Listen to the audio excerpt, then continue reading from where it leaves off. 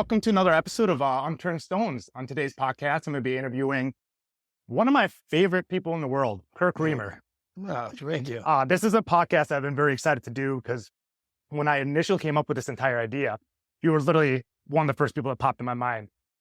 Almost because our conversations is like what made this happen in my mind. It's what made me have the realization that I really like talking to people about this stuff, and I really liked digging into it because me and you have had so many deep conversations. We've talked about our past, our history, and how it affects us now, and like the things we do to get better so often. So that's why I'm very excited for this podcast. I've been, I think people are going to see a lot of value in it. So just to kind of start the podcast, would you do like a little introduction to yourself, where you're from, kind of what you do and stuff like that? Yeah, I'm 43. I was born in Burlington, Wisconsin, raised in Waterford. Went to college at UW-Milwaukee for quite a long time, about 7 years worth. And then got a degree in kinesiology. Went on after that, got a job in more of a type of like commercial, like sports performance. Did that for like 2 years. Went off on my own after that. And then kind of just, here I am, training people and doing what I always wanted to do. Yep. Winner's Edge Gym is the facility we're at right now, actually, where we're recording this and where you train people. So now how long have you been at Winner's Edge? Like, how long have you owned and like operated Winner's Edge? So when I left the main like commercial sports performance type, I started an LLC to be an independent contractor with a buddy of mine. And that was like, we did that for like a year maybe. Then I started another LLC where I went off on my own, and that was Winner's Edge. So it was probably like, Winner's Edge has been 14 years, I think. So we've been in this building for 11, other one, a year and a half. Yeah, I'd say like 13 years. Yep, Winner's Edge has been 13 years. Okay. So me and you, I feel like you really brought to light to me this idea that I get along with guys that like had really similar childhoods, and maybe not even similar childhoods, but like we both seek the same thing when we were kids that maybe we didn't get. And like as adults, we like saw how we had these comparable things about ourselves of how we kind of analyze people around us, how we pay attention to people around us. So can you like talk a little bit about, your childhood, how, your relationship with your parents? Yeah, kind of like if you just dig into that a little bit, we can kind of go from there. Sure. That could be a long, complicated one, but so I guess here, let's start with this. Your parents worked together when you were young? Yeah. So my parents were married, I think, for 20 years. And of that 20 years, they were probably together for 2 to 5. It was always on, off. My dad worked second shift at General Motors, so I really didn't see him. So my mom was pretty much, I have an older brother, and then raised, us two and stuff like that. And then they got a divorce. Then he left, and then it was mostly just me and my mom because like I said, I have an older brother, and he was gone doing his own thing. And then, I guess it goes from there. What age was that when it was just kind of you and your mom and your brother had left? I think I was like 14. Okay. Right around that time. Like freshman year-ish, right around there. Okay. When you look back on your childhood, do you kind of like, what age do your memories kind of really like come back from? Like if you think of your childhood, do you think of yourself as like a 7-year-old kid? Do you think of yourself as a 12-year-old kid? Where does your brain go when you think of that? I think we've talked about that before. I don't have much memory at all of being a kid. I have like more snippets of like pictures in my head of something. Somebody will like bring something up maybe, and I'll be like, oh, maybe I did that too. Don't have much memories of much back then, but mostly like, if somebody brings it up, I'll try to relate like a birthday party or something like that. But honestly, it's not very detailed. I don't remember my teachers' names. I don't remember, honestly, it's hard to I barely remember aunts and uncles' names and cousins and stuff like that. I just, for some reason, just blocked it out, or maybe I was terrible at paying attention. I don't know, but Well, from the from what we've talked about, there was things that were hard that you had to go through when you were a kid. So it's kind of like, in a way, you feel like you kind of just put aside these memories of like some of the hard times when you were young. Yeah, You for had sure. you had some issues with like bullying with your brother and his friends, right? Yeah. I mean, in the moment of it, you don't really think about it until like years later. I realized, God, how I'm so claustrophobic. I hate water. I remember, maybe it's you even asked me, but I was like, why you like that? Or something happened to you? And I'm like, yeah, my brother used to shove me in a sleeping bag, zip it up, and hit it with metal vacuum tubes. And I hated that, obviously. Or throw me in a really tight closet and pretend he was like Freddy Krueger scratching at the door. We had a pool at one time, and him and his buddies would like dunk me under and hold me under, and then watch me cry when I got up out of it. And I think that's probably why I fucking hate tight places. I hate it. Water. I could swim for about maybe a minute, and then that's about it, because I just never wanted to learn going to water or anything like that, Because it kind of sounds like it made you guarded. And one of like the biggest things I'd say about you through the years I've known you now, I've known you since 2014. And I've seen you learn to be less guarded. I've seen you open up with your emotions more. But prior to that, the Kirk I knew back in 2014 is, to me, honestly, completely different than the Kirk I know now, because we've had so many deep conversations, and I feel like I've seen your process and your ability to kind of not emotionally open up in a way that like you're all of a sudden spilling your emotions, but the way that you've accepted things in your life and have learned to deal with them, where maybe before you're kind of just like surviving, just really like pushing through and like not really thinking about stuff. I see how much more you kind of like you process things in a different way. For sure. So it sounds like those experiences when you're a kid really, you didn't realize how traumatic they were to you as a kid, because it was just like, it's just brothers. And just the way it was. Yeah. I mean, there's almost like that attitude in America, right? Like back in the 70s and 80s where like, being bullied by your brother and his friends just gave you some tough skin. Yeah. And it's okay, cool. Like not having that, it's hard, because I do believe that tough skin helps you in life. Yeah. And it helps you deal with things. And the fact the world isn't really fair, the world's kind of rough. And if you don't have a little bit of a tough skin, you're gonna have a hard time in this world, and you're gonna likely not be able to figure out how to thrive. And so there's that, the tough skin is needed, but it could be a different way. Yeah, it could be a different way. And it's unfortunate that it has to happen, but like, it makes you also who you are. It makes you be this person who is very understanding of people, very accepting of people. It makes you very able to accept people. So can you like talk a little bit about like some of the change you feel like maybe you've gone through over the last 10 years as you? Yeah. I mean, I also feel I was fairly immature also, into a later stage of life,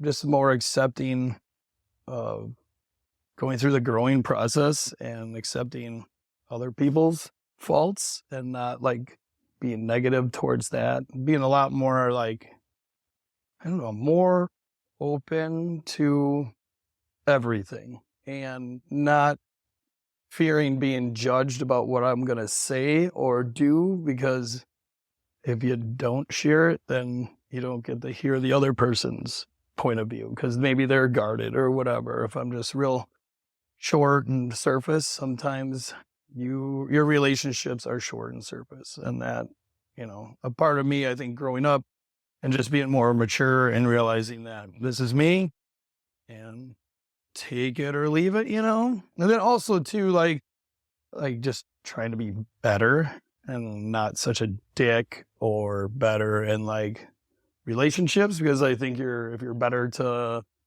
somebody else, they're going to be better to you. And I found that out. So I was just more accepting of myself and my faults and not trying not to hide them, because I mean, we're all pretty fucked up. Everybody's pretty fucked up, you know. There's nobody that's not, that's for sure. And then realizing that and being okay to share that, not with like strangers or anything, but like, people that you start growing close to. It's not fair to them to just be surface all the time, And you've been in this interesting position for so much of your career, because, some personal trainers say this often, which is like clients end up kind of treating you like a therapist. Every time they're here to get trained by you, they also want to dump things on you. Yeah. So like you've gotten to see people like have all these emotions and how they deal with them. And I'm sure like that experience has kind of built into also like your understanding of people and maybe your understanding of yourself, because you've seen people come in and progress, whether it's positively or negatively over the years. And seeing the way that other people have dealt with their issues. How does that kind of play in like you dealing with yourself? Because like, I'm sure without a doubt, you still get this every day. You still get people who, you know, come and talk to you about things. They talk about interpersonal things all the time, and you get to kind of hear and analyze this stuff. Yeah, I used to train this guy. I do remember this. This guy I used to train, his name's Randy. He was a brilliant guy. He was super nice, finance guy, but like just a good dude. And he would always give me advice, and I would be like, meh, whatever, I don't care. Let's just do this, you know, whatever. I wouldn't be that like that. I'd be like, oh, okay, sounds good. Well, let's, you know, like I don't give a shit. And then I think he picked up on that. He was really good at like reading people. And he told me one day, smart people learn from their own mistakes. Really smart people learn from others' mistakes. And for some reason it hung on. And then, I mean, everybody that I come in contact with, like I always learn something from them every day. I'm always learning from other people. Sometimes it may not look like I am, but I'm usually processing what you say. And I'm always like, I'm fairly decent at multitasking.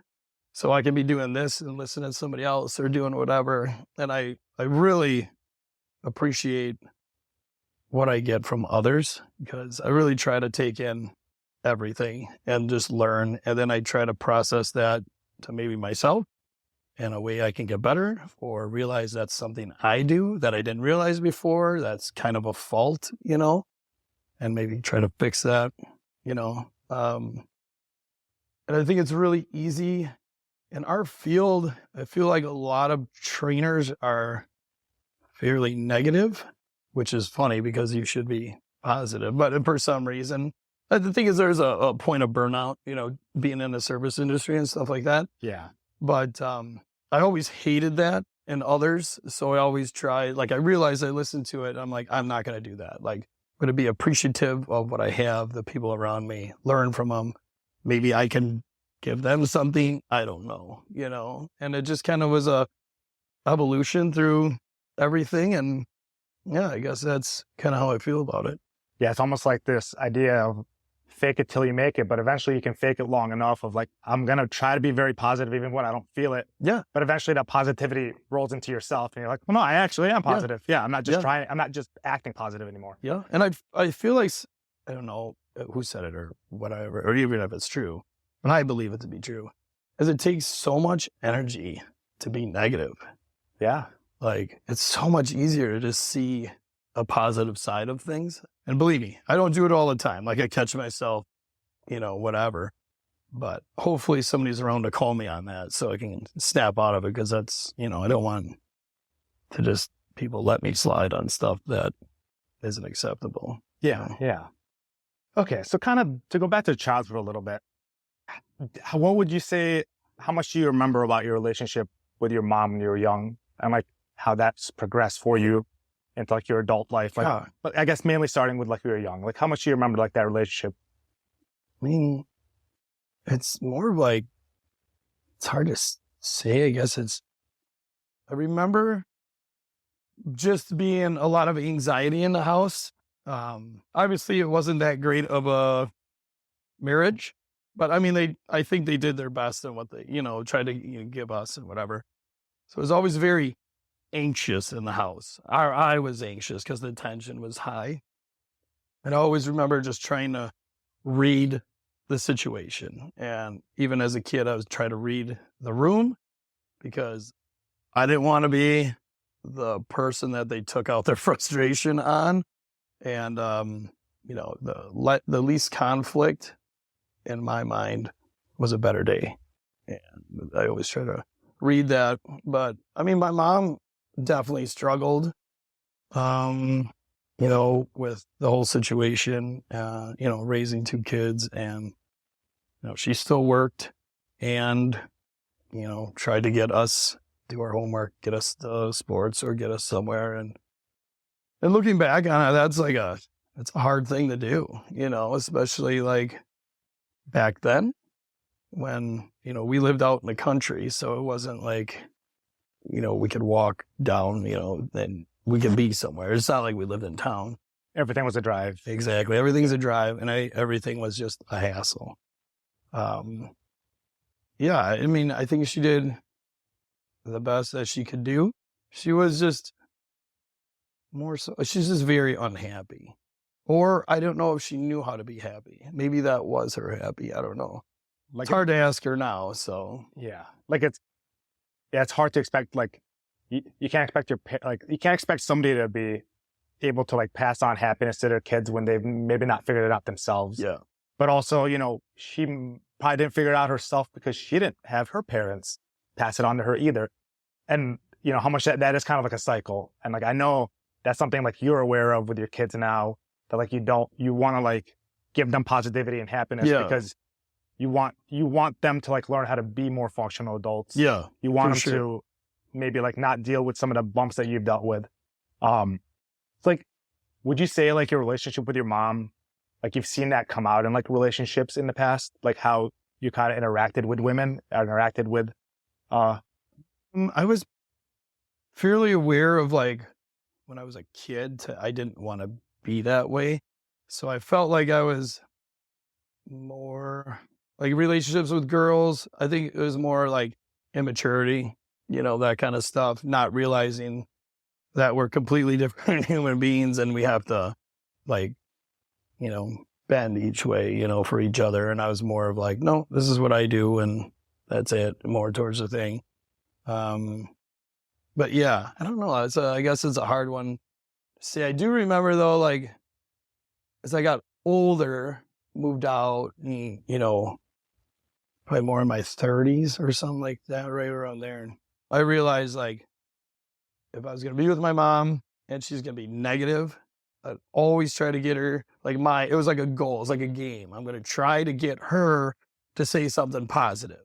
And I would do that all the time. And it was kind of like I don't know. I guess it was like a game, but she didn't really get it. I just wasn't good at it. It was she's just not happy. And then like with your relationship with your dad, I don't know, actually, I'm trying to think. I don't know if I know necessarily a ton here. How was your relationship with your dad when you're younger and like going into older? Because like when you were 14, then your dad wasn't in the house because your parents were separated. Yeah. And your brother was gone at that point. Like prior to 14, was your dad like, was he very much a figure in your life of like every day, like you interacted with your dad or just? No. Yeah, he wasn't around much. I don't remember much about him. Kind of remember what he looks like. But yeah, he was, like I said, he worked second shift. So he was gone when I got home. He was sleeping when I got up. And then on the weekends, he was always gone. Like, and like, for a while there, he lived in an apartment and he wasn't, they were still married, but he lived away from us for a while. Then, they'd try to do, come back, then he'd come back. And, I remember like more Christmas stuff. I remember him because we'd go to his side for Christmas Eve. But yeah, I don't really remember too much about him, no. Do you remember wanting his attention? Like, like every little boy wants his dad to tell him, I'm proud of you, I love you, Do you remember wanting that and seeking that? Yeah, I mean, I'm sure I did. I mean, we joke around about it here, as more of a, absent fathers. But yeah, I'm sure I did. But yeah, more so, it just kind of, like, it's kind of hard to explain if you haven't been in it, but like, he just wasn't there. So I didn't really have what other people had. And most of my friends, I think, had the same thing. It was all kind of a weird situation where we were all just kind of the same in the same home situation. My one buddy, he had a great set of parents and that kind of stuff. And, whatever his dad said, I listened to, so, but everybody else, like, we joke about it usually. Yeah. Kind of deflect. So like, do you remember having like a male figure that you kind of looked up to or like, saw as somebody like, oh, I want to be like that when you were young? Whether I guess it was right Yeah. around you, or even just maybe a hero or like an athlete or something like that? Mostly like coaches, Coaches. teachers, Okay. that kind of stuff. They filled in the gaps every year with something, like a football coach, a baseball coach, a really good teacher. Somebody, I felt like those filled enough gaps too. Do you feel like that idea, so like with coaches kind of being like what you looked at as a, somebody like that you looked up to, is that what maybe also made you want to be a coach someday at all? Yeah, maybe. I never thought about it that way. I mean, I remember when I was 13, I found about, like, I lifted weights for the first time, and I said to myself, like, this is going to be what I'm going to do for the rest of my life. And yeah, 13 was I found out what I wanted to do for the rest of my life, and I never changed it at 13. And that's kind of one of those things. And then, yeah, I mean, those guys, those teachers and coaches that I looked up to all had qualities that I liked and what I wanted to be like when I was older. So maybe, yeah, kind of like, yeah, that fit the mold pretty good. That's a good point. Yeah. Yeah, because then I want to get into that, because I know for you, when you found weightlifting, like that was that like the first time in your life you kind of almost maybe felt like you had a sense of power in the world? Something that like you can really work at, that like was just you against you? Yeah, I mean, I really never thought that deep about it. I just knew, like a switch flipped, and I'm like, this is it. This is what I'm put on earth here to do.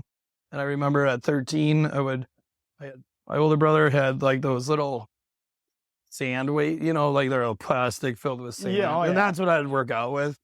And then I'd always try to get my buddies to do it down in my basement. And then, they do it for a little while. I'm like, oh, training them, me training. It was just like a lot of fun. And then that actually turned into like, I kept doing that. And then like a couple of my buddies' parents would come and I would train them in the basement in our house. Like, yeah, let's do it, and everybody knew like, this is what Kirk does. And, if he doesn't get his lift in on Friday, he's not coming out to party till he's done, that kind of stuff. And it was just kind of like, it's what I did, and everybody knew it, and everybody was pretty accepting of it, Did it first click for you because like, what's, the first day of like lifting a weight and feeling good? Or what's it like, you had lifted a couple times and like you saw that little bit of progress? Like what do you think like really hooked you? Yeah. I remember, 13 is a great time to start with hormones and everything. Like every day you just get better. Yeah. And I remember like one day, you flex in the mirror and you're like, meh. And like legit, like the next day I flexed and there was like a vein in a muscle. And I'm like, oh my God, I can do whatever I want. And this is before internet or anything like that. So then I started buying like Flex magazine, Muscle and Fitness, Muscle Media 2000, RX Muscle. Like I was just like enthralled, and I never seen a gym before, right? I was just like, oh my God, if I get enough creatine, I can look like this. Those ads, Yeah. I bought so much, like, because so we were out in the country and we're surrounded by farmers. So I just walked next door with the farmers, work for like $5 or whatever, loading the mow, wagons, doing whatever, clean stall, just anything basically. Give me cash, and then I had enough cash to go buy a magazine, and then that's how I did it. It was awesome. Open up my world. It's the only thing I actually read were magazines and not schoolwork. But people really underestimate like the dedication people had to have back in that day. Where like we didn't have the internet. You didn't have T Nation and bodybuilding.com right? Yeah, to read a million articles from a million people who have done this, so you could see like what kind of path you could take. No, you have to seek it out, like truly seek it out, and then you have to wait for a magazine to show up in the mail. Yeah. Open it up and read it and see what Lee Haney was doing at the time or something. Crazy. Yeah, it was. And I just knew no different. And then that's just what I did. And just learned. And then and then in high school, I lifted at the high school gym. Then once I got my license, I found that there was a gym in a couple towns over, and I started there. And then all the guys that were there, they kind of really took me in and like showed me stuff and like really, I guess, guided me towards the right, like looking back now, like these guys were smart. They knew what to do They didn't take any drugs. They're all natural. And, it's always the basics. And they just said, stick to this. This is going to take a long time, whatever. And I loved it. And I actually, looking back, those guys were, they weren't like the nicest guys, but because they're working out. So you learn to be like, it's as serious. Like, I don't want to sit here and talk and catch up with the weekend. I learned that, like, this is business. This is serious. This is time for you to do what you're passionate about. And I really enjoyed that a lot. Kind of separates the people who train just because they train and people who train because it's a passion. Yeah. Right? Like you develop a real passion for it. And when you're passionate about lifting, you don't go to the gym and want to just shoot the shit. Yeah. You go to the gym with your head down and you're trying to just get shit done because you're working at something. Yeah. And it's a great feeling. I know a lot of people probably will never have that feeling, but it is amazing to be so focused on one thing, When I think back in high school, I started like lifting in middle school and I just kind of did it a lot by myself. But like one of the biggest turning points for me was getting under the wing of a guy named Daryl Edelbach, who owns New Heights Supplements. Yeah. He took me under his wing and like took me to Bally's Fitness, whatever, and like showed me what real lifting was like. Yeah. But it's amazing. Like it wasn't until somebody very serious about the world of lifting and training took me under his wing and showed me what real training was like. Yeah. What it really meant to, this is burns. Well, you're not done. You got to push a lot. Go. Not just, do 3 sets of 10.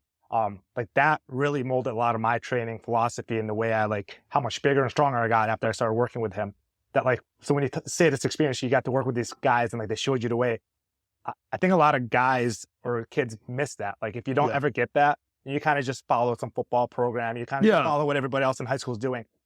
You don't develop that little edge that you might get when somebody who's very serious about training takes you under the wing and shows you what serious training's like. That's the best. Yeah, it really is. It is.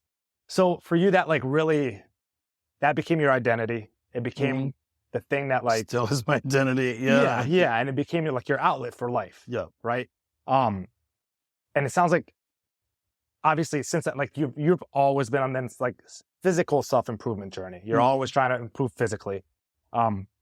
Do you like remember at any point during those years, like thinking of like mental health and thinking of like improving mental health? Or I used to read like Tom Platz's stuff. He was a bodybuilder, 80s and stuff like that, late 70s.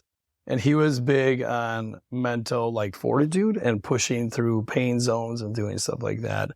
And he was somebody that like I'd read his stuff and try it. Like when you think you're done, you're not done.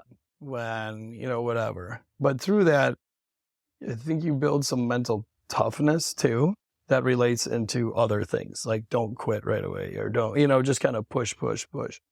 Mental health stuff, though, I never got into it until it was more of like a buzzword that you find out more people are dealing with other things and stuff like that.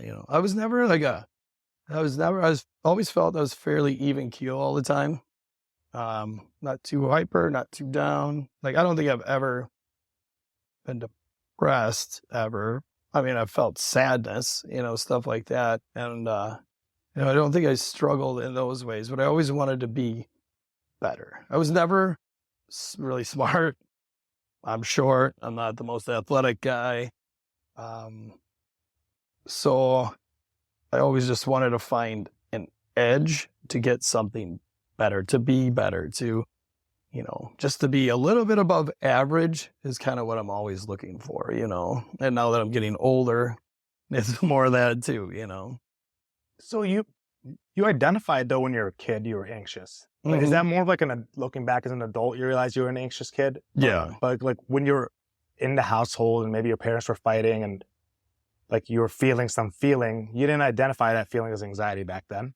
Yeah, I mean, there wasn't much fighting between them. There was just no talking, anxiety type of thing. Okay. And yeah, looking back, I mean, I just thought that's the way it was. I had no clue. Like, this is just life, and that's what it is, But yeah, looking back, yeah, anxiety for sure on trying not to rock the boat and try to make, I think I learned more to be a chameleon to other people's emotions, so I could try to like calm the waters, that kind of stuff. Push your own feelings aside you know, if you feel like shit that day, but the whole house is in tension, like, okay, you got to do something to make something happy. You're reading it, you know, that kind of stuff. But yeah, anxiety for sure. That's definitely a characteristic I see in you that I recognize, which is the ability to kind of like put your feelings aside, but still operate as you need to. Yeah. Which I do think a lot of people will struggle with, especially if they're going through something very hard. Yeah. So even like when you say like, you don't really like feel like you've been through depression, but I'm sure you've been through depression, but your mentality about how you've treated depression is probably different. Yeah, that could totally be. Yeah, you know, you learn how to just push through it. You learn how to, you have like a purpose enough that like you focus on it. Yeah. Right. That like you kind of keep pushing through it. And it just kind of, it comes out in different ways like that. So in your 20s and like going into college, like how was that shift for you from going like small town high school to UWM, being in the city? You are a country guy, and now you're all of a sudden you're in the city. I'm assuming you're living in the city too.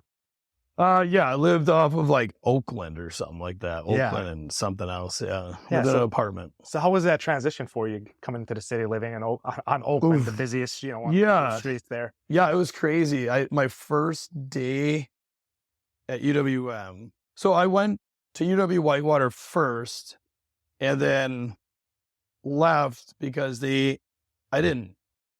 well, it's the only one I got into, but they didn't have like a kinesiology program, but UWM did. So I went, and that was fine. It was whatever it was. It was like your first year living in the dorms. Really didn't enjoy it much. It's just a lot of like, I just don't know. Like, it was just like, this is weird. Like, we have to live with each other, whatever. But then when I went to UWM, my first day at school, man, I was walking through the Union and I saw a guy with makeup, a beard, and a dress on.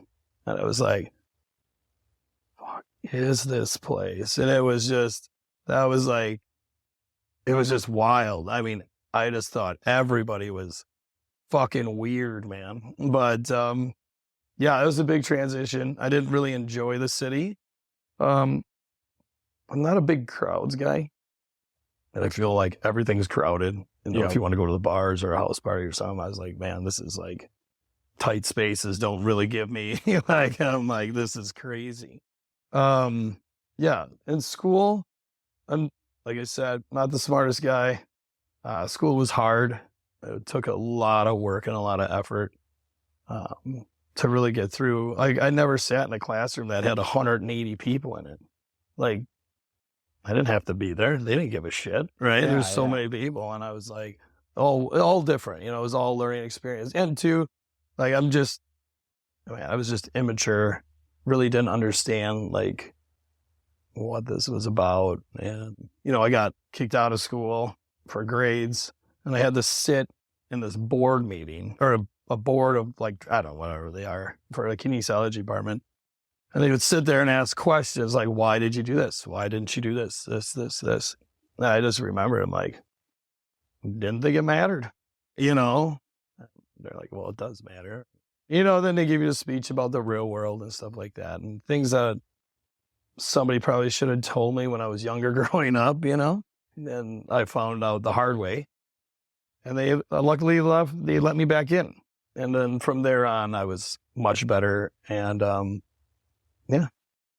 that's I always think like it's amazing people are actually like not good at parenting themselves.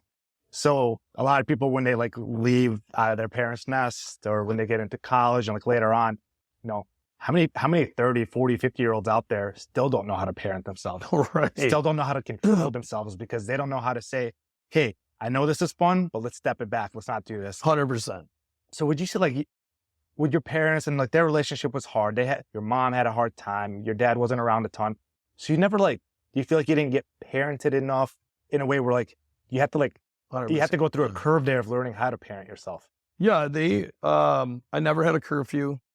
Never had to tell anybody where I was. No real life lessons. I remember, talking to my wife and telling her about that kind of stuff. And she's like, oh, that's not normal. And I'm like, well, this is what it is, But, so I learned the hard way all the time. All the time. Like, from being kicked out of school to getting punched in the face a couple times to getting like, you learn not to say certain things and you learn to do certain things. And you're not as important as you think you are at times. And especially in the real world that just don't give a fuck. You got to grow the fuck up quick, you know? Yeah. I think one of the things I think like I really related to you on, I get along with you on is I never felt smart when I was young, but I always felt like I could put in more effort than everybody else. Oh yeah, for sure. And I know me and you connect on that because no matter what, I will out effort you. Yep. I didn't think I was going to outsmart anybody, but I always knew I could out effort people. Yep. And I know you like to say you're dumb. I know you like to say you're not a very smart guy. I put you at a different level there when I think of how smart you are, because I think you're a very smart guy. Oh, thanks. I just don't think you're a guy that was going to get shoved into a school type system and, hey, sit at a desk for 8 hours a day, listen to somebody talk at you, take some notes, come back and memorize everything they told you so you could write it down on the test. Let alone in college where like you also still had in like that, you have to learn how to parent yourself. We're in college, you have to, nobody's going to tell you to show up to the lecture when it's 180 people there. That's crazy. Yeah, you could skip it every fucking day and try to your best to just, show up. But effort at the end of the day for you was kind of the thing you always fell back on, probably why you also like love lifting, because lifting to a limit is effort. It is just, can you put in the effort consistently over a long enough period of time for the results to show up and then to see those results and let that drive more effort. Yep. For sure. But I think the way your brain works is beyond a lot of people in the sense of your brain works very fast and it processes a lot. And I've seen you get better and better at it, even just the last 10 years of like how you learn to work with your brain now. Thanks. And so whenever I hear you say you're not the smartest guy, I'm like, you're using the wrong stick to measure. Yeah. You're a very smart guy. We're never going to get shoved into the world that, the modern day world of how they want kids to learn and move forward. So, okay. So now when you were young, would you you drank in high school? Yep. Would you say you drank a lot? Yep. Okay. Was that, did you drink as an outlet or did you drink just because it was the thing that happened as the thing that people did? We were just brought around it. So 10 years old, if you wanted to be at Christmas and have some drinks, go ahead. You want to eat what are those? They're like rum soaked chocolate cherries, eat those. It doesn't matter. Drinking wasn't a thing. It just, you wanted to drink, go drink, It was just never looked down upon. It was never and it's what we all did. And not all, but my group of friends, the family. It's just what I knew. Just drink. So my first year of college, actually, I remember my roommate never drank. And we drank and drank and drank, and I was fine. I mean, I was drunk, but I knew how to handle myself. And he was naked, running around. I had to grab him and, get him back to the dorm. And I'm like, dude, this is have you never drank before? He's like, no. And I'm like, what the fuck? You don't do that, But yeah, we drink. Yep. Do you look back on that, especially high school, younger drinking, and not do you not regret it, but you're oh yeah, should not have been doing that? Do you see it having a negative impact that you going back, maybe wish you could have told yourself not to? Yeah, I don't know. I guess I never really thought about going back and not doing it. It felt since I got away with so many situations, I didn't parent myself enough or whatever. I felt it was okay. But I'm sure if I would have got into an accident or anything like that, I would have been fuck, what am I doing? But I was lucky enough to, get out of it. But yeah. Because I know one of the first real moments I kind of saw of growth out of you was I think we'd lift every Saturday and I was so used to you crack a cold one as soon as we were done lifting or maybe right while we're lifting, was when you started being oh, I don't need to have a drink today. Yeah. And that was I started seeing the little changes in you. And I feel over the last few years, I've just seen you drink less. I've seen you look to escape that less. And I use the word escape, but maybe it's not the right word. Did you ever look at drinking as an escape? Definitely looked at it as something that I did to relax or celebrate or, one of those things, And then, yeah, you're right. One day I was just meh, I don't want to do this anymore. And I don't know why, or maybe, I don't know. I have no clue. And then I just was like, I feel done with it. I mean, I still drink, don't get me wrong. Yeah. But I used to drink. I mean, I was every day, and it was like nothing. It was like nothing to kill a Four Loko by noon or anything like that, And it was, yeah. Well, for so many years, it was so normal for people to be like, oh, I'm going to pick up a pack of beer for Kirk. Just like, it was like so normal to gift you a 30 pack of Miller Lite. It was, and I enjoyed it. Yeah, exactly. And it was great.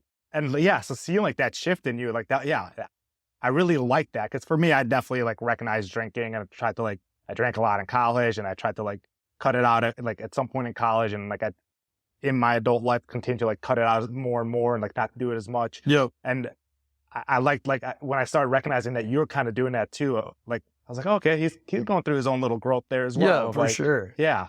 Parenting myself at much later age, But at the same time, you're still learning to parent yourself, and so many people out there are still genuinely not. Yeah, they're genuinely just living day to day and doing whatever the brain just tells them. Yeah, this idea that you'll put in an active effort to think about what you're doing, and how it's affecting you and affecting the people around you.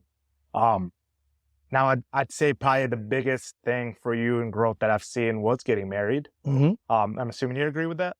Oh yeah, I mean, yeah, it was the best thing I ever did. Yeah, being married is by far probably the best thing that's happened in my life for me to learn for me to grow and mature further. Oh God, yeah. Because I've talked about this before. I believe it's really hard to mature as a person till you have to live with somebody else every day and realize every single day you're not the main focus. You cannot be the main focus every day. Yeah, that's for sure. Day after day, not just oh, this is going to last 3 months and then it's over. When you're married to somebody, you're committed to that lifetime with them, you are accepting that for the rest of your life, I have to learn how to control myself, not just for me, but for the others around me. Oh my God, yes. And so, can you kind of talk a little bit about getting married and some of the changes you felt, any changes you felt came from that? Yeah. Oh my God. So many changes. I mean, getting married was a whole different life. The life before was now done, and now it's a new life of being a parent, also parenting myself, trying to make sure your spouse is happy.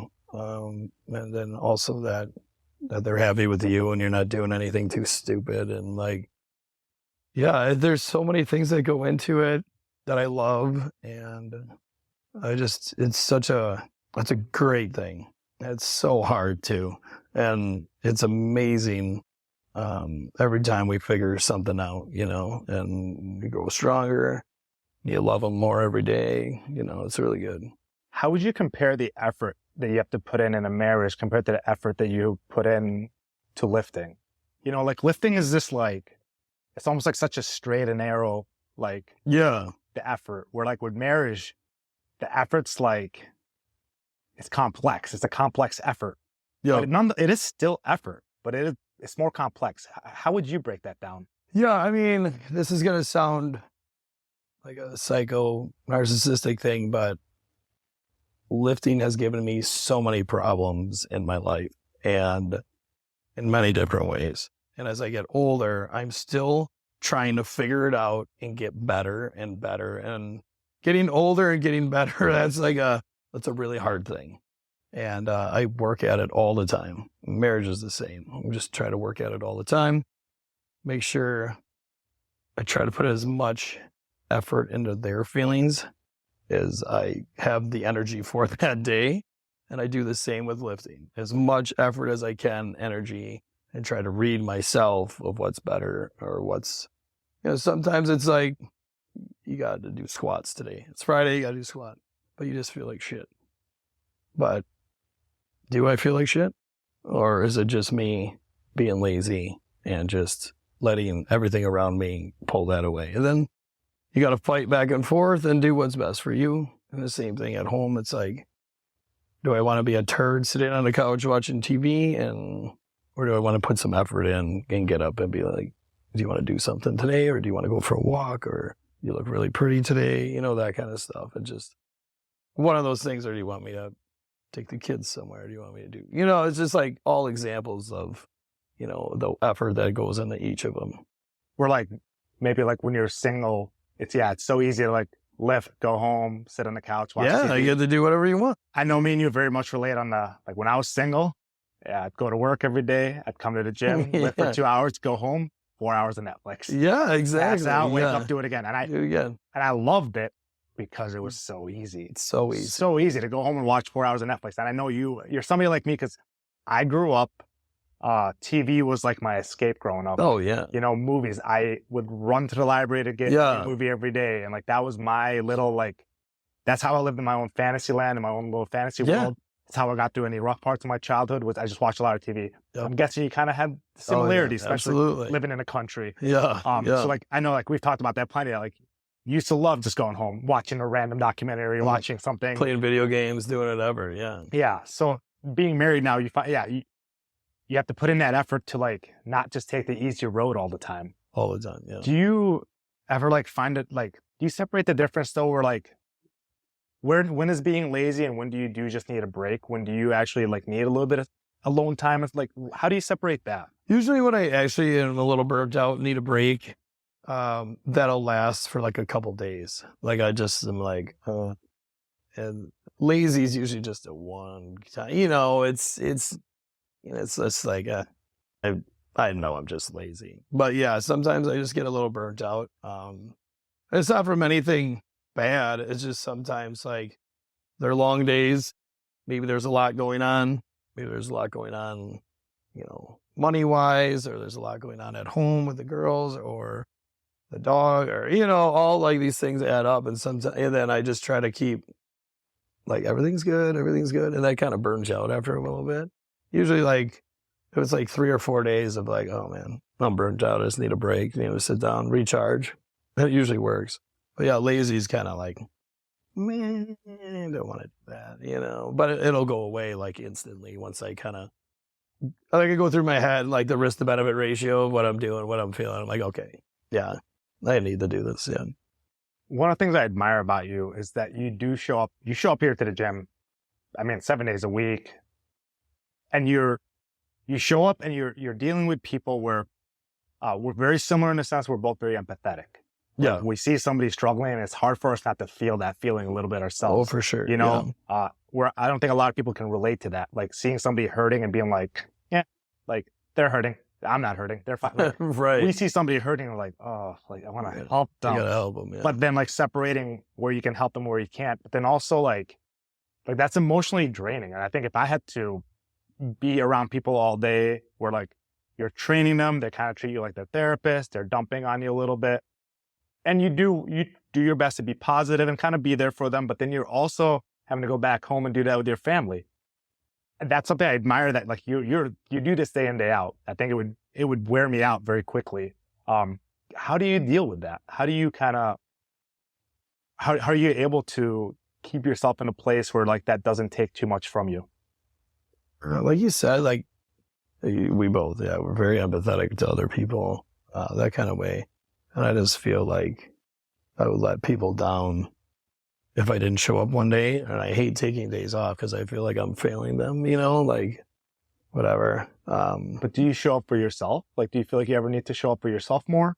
Or like maybe you got to protect yourself and protect your emotions more, protect your mental health more? Yeah, a couple times here and there, I've definitely felt that way. I don't know really.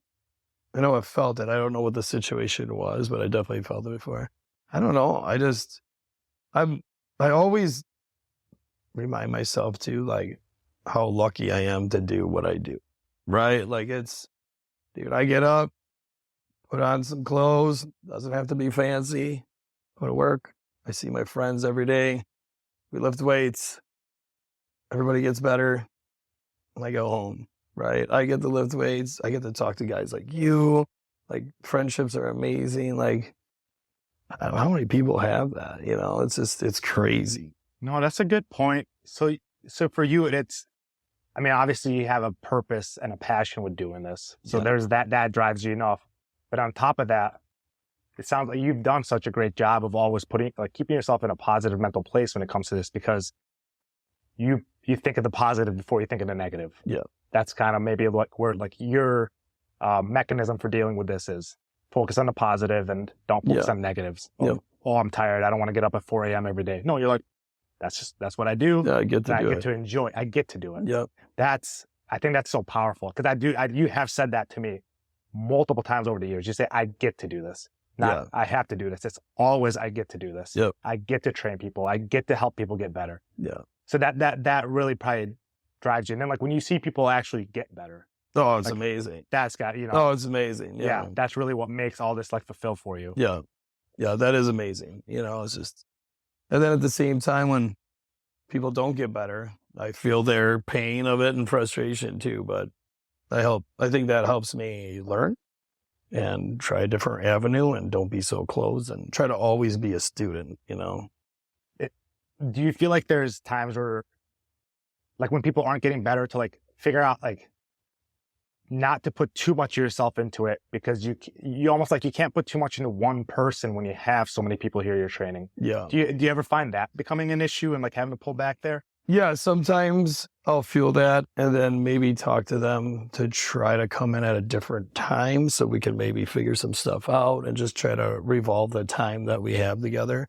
Also too, like just try to obviously recognize that this is above my pay grade and try to get, you know, use a network of people that I have to try to go see somebody else, and then I can learn from them. I like sending people to people I know, because then I know we'll talk and then I'll learn a little bit from going back and forth and that kind of stuff. And that's exciting for me too. I like learning about just everything, you know, the body, the mind, you know, whatever. And one of our friends is a PT, and she shot me this YouTube thing of like where pain comes from, right? And I just always thought, like, if your thumb hurts, it comes from your thumb. And then this whole thing of like, it starts at your brain, and then went through all of it, you know, and I'm like, wow, 43 years old, I've had pain, heard of pain, but I don't know anything about pain. And I was like, wow, this is cool. I love this. And it would have never happened if I didn't reach out to her first and start talking about some situations at the gym that were going. Yeah. Yeah. Yeah. I mean, through the years, it's like one of my favorite things with you is we're literally always coming at each other with, did you hear this? Yeah, you're amazing at that. Like, that is amazing. Like, when you tell me stuff, I just sit there and listen. I'm like, okay, where do I find it? You know, like, your research skills and ability to take in information is insane, and you relay it to me so well in a way that I understand it. And I love that. And I literally think the exact same of you. No, like I love when you tell me stuff, because I love the way you research things. I love the way that you'll break down stuff to me. How you'll explain insulin to me. You'll explain these little things, and I also love the way your mind likes to experiment. I love the way your mind thinks. And same, I love that. Yeah, like I know, like you again. This goes back to like you think you're not smart, or like you say like I'm not the smartest guy. There's so many little things about me that I've learned, and I only have because of you.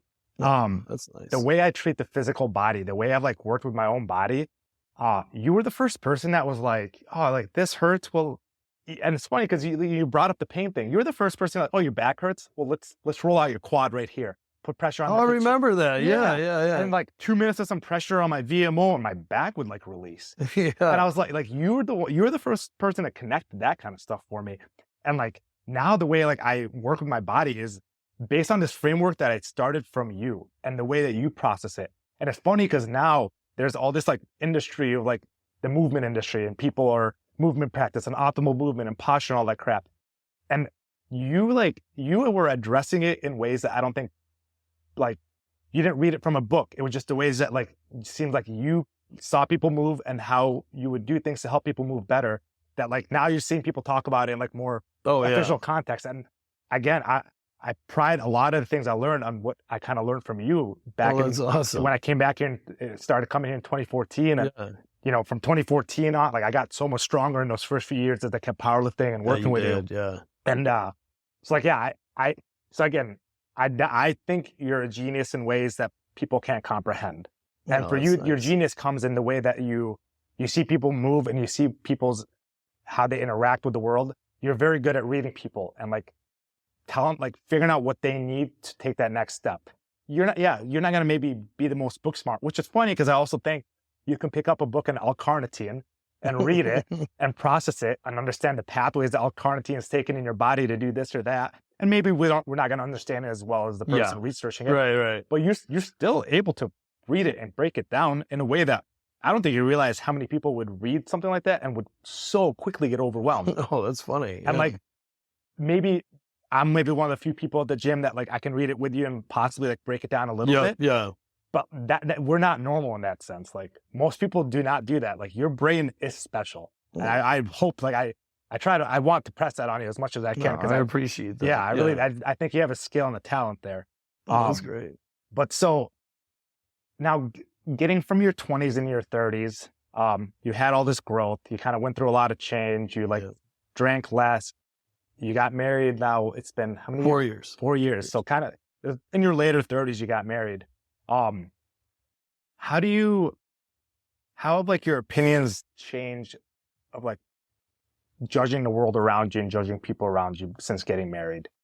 Like, do you have any like situations where like you used to look at something one way and now you look at it so differently? Oh, sure. Yeah, especially like my wife is super like, she's the best, and she's the positive side in things and stuff like that.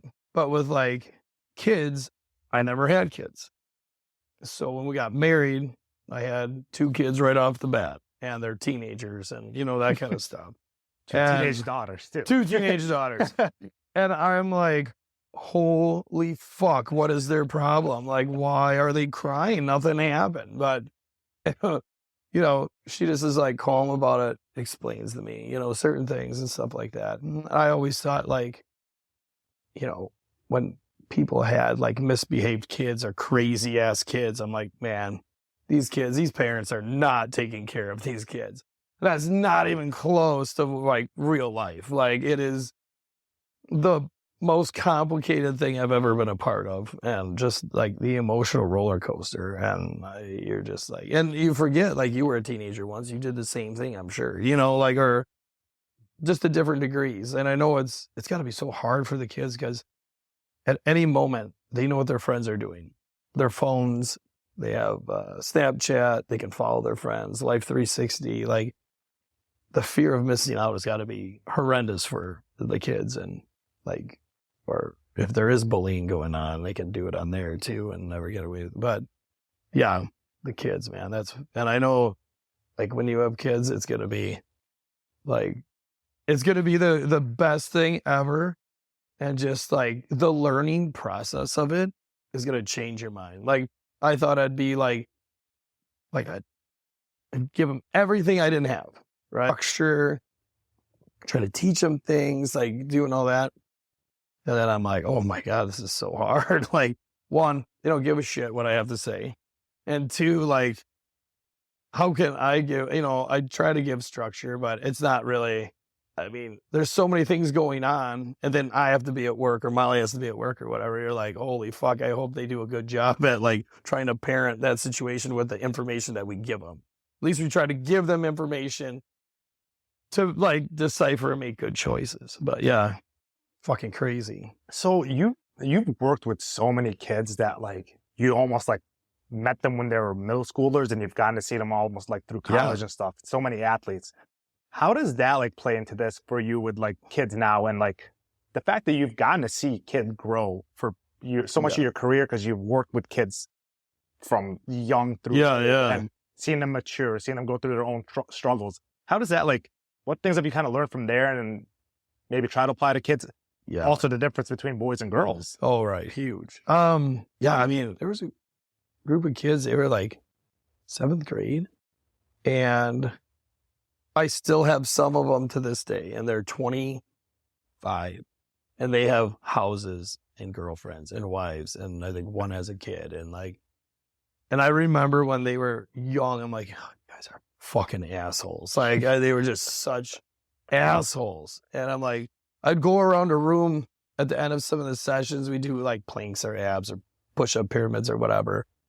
And be like, like, Joe, you're going to be a hairdresser when you grow up. And the kids would laugh and they're like, do me next. And I'd be like, you're going to own a gay bar. The kids would be like, oh my God, that's funny. You are, you're going to be in prison. And it's funny. And they all like, I see them now and they're great. They're just super good. And you just learn that like, they're just kids. Like they're just learning and growing in the world. And you only got so much information that they're dealing with. They just need to take in more and get mature. And every single one of them is a wonderful person, Do you see different characteristics between the ones that like excelled in the lifting world compared to ones that didn't?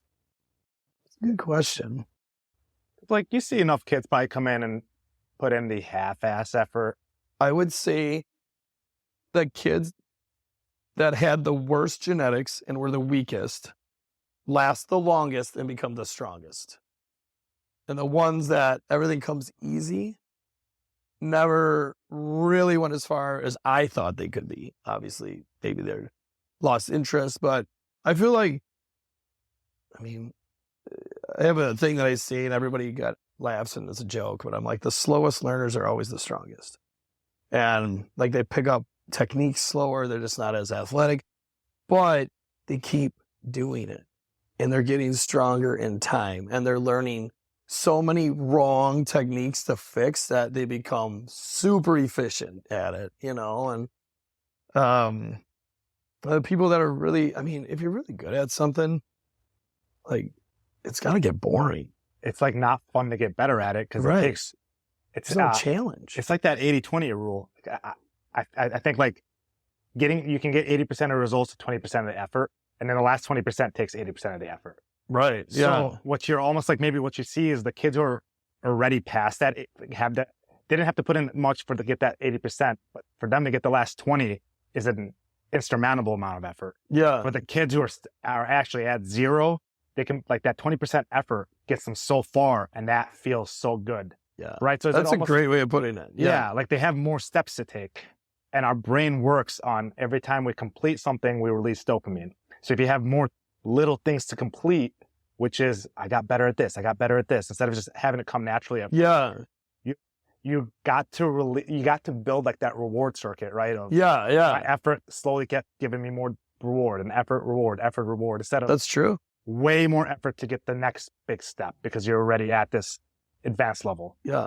Yeah. And it's, I want to say it's like 98% true too, man. It's absolutely, our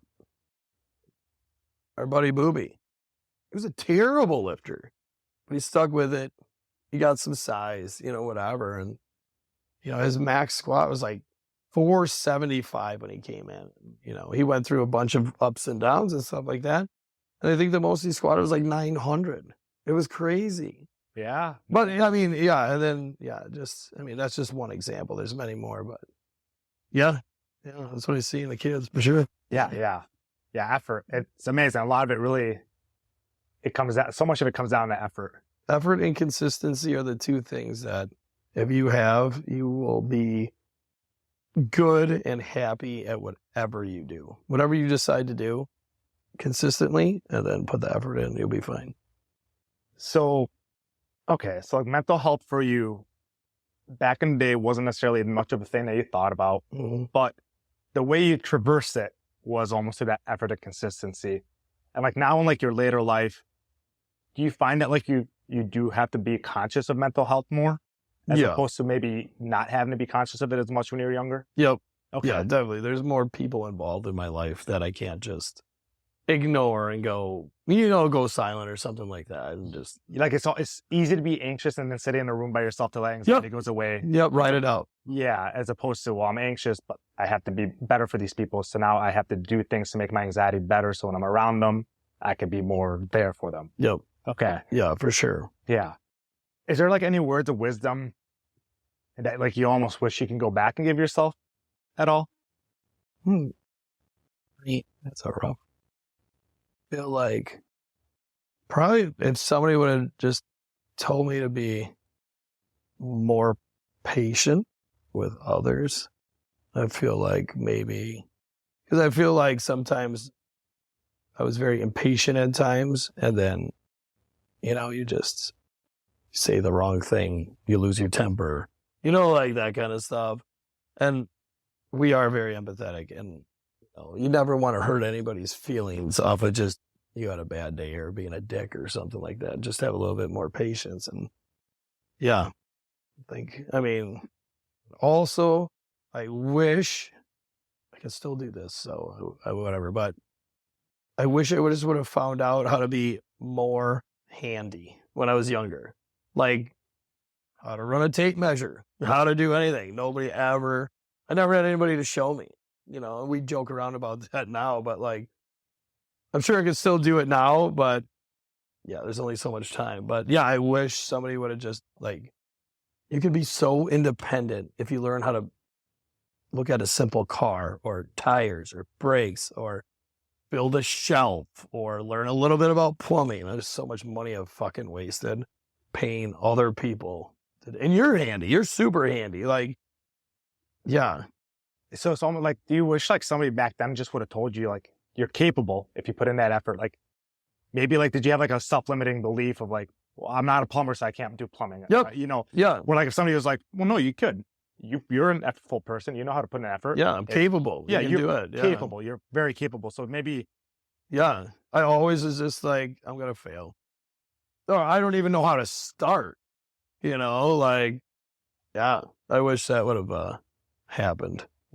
One of my favorite things I've ever been told about you was from Justin Quintero, which is you were the first person to tell Justin that you believed in him and you believed he could do what he want to do with personal training and well, that's awesome. I never knew that. Yeah.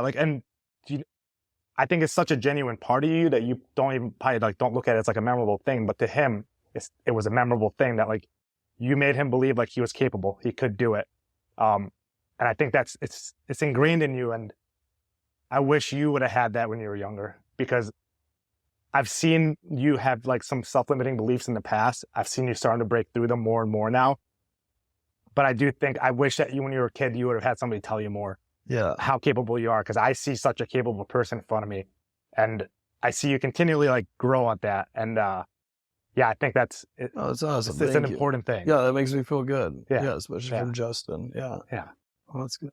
Yeah. Well, I really appreciate you taking the time to sit down with me today, talk and open up a little bit, give the world a little bit more of an understanding about yourself. And yeah, well, thank you. I got one for you. Okay. Would you rather go back 10 years and change one day 10 years ago, or go forward and see where you are in 5 years? These are things that we do all the time at the gym, by the way. Yeah, that's a great question. Because part of me wants to say, I look forward to the future enough in the sense that I believe I'm going to make it positive. Yep. That I don't know if I need to see it to believe that I'm going to make it better. Right. I don't know if it's good to also get too hung up on changing the past. I like recognizing the past. I like recognizing mistakes I've made and decisions that could have been better. Changing one day. Yeah. Yeah. That's a hard question. I would just win the lottery 10 years ago, like that. I'd be like, yeah. Yeah. All right. Would you rather suck one dick 10 times or 10 dicks one time each? Which one? Gotta pick. You gotta pick. Oh boy. One dick 10 times. All right. That's an interesting way to do it. Yeah, yeah. You're forming a relationship with that person. So I gotta call them my boyfriend by the end of this. Well, if you're good enough. Oh, that's fucking great. All right, one more. Okay. Would you rather fuck a goat and have nobody else think that you ever fucked a goat, or never fuck a goat, but everybody thinks you fucked a goat? Yeah. Right? Is your image better than what your self-esteem is? I don't know. Which matters more? Yeah. Oh man, I don't know if I'm gonna answer that one. I'm gonna let my think mind. About it. Yeah, I'm gonna keep that little answer secret in my mind. All right, man. That was awesome. Well, thank you. I appreciate it. Yeah, really. Thank you. Thank you guys for tuning in to another episode of Unturned Stones here. Please, if you like this, subscribe as we continue getting more content out. Awesome. All right. Thank you. I really appreciate it. This is awesome. This is great. sweating.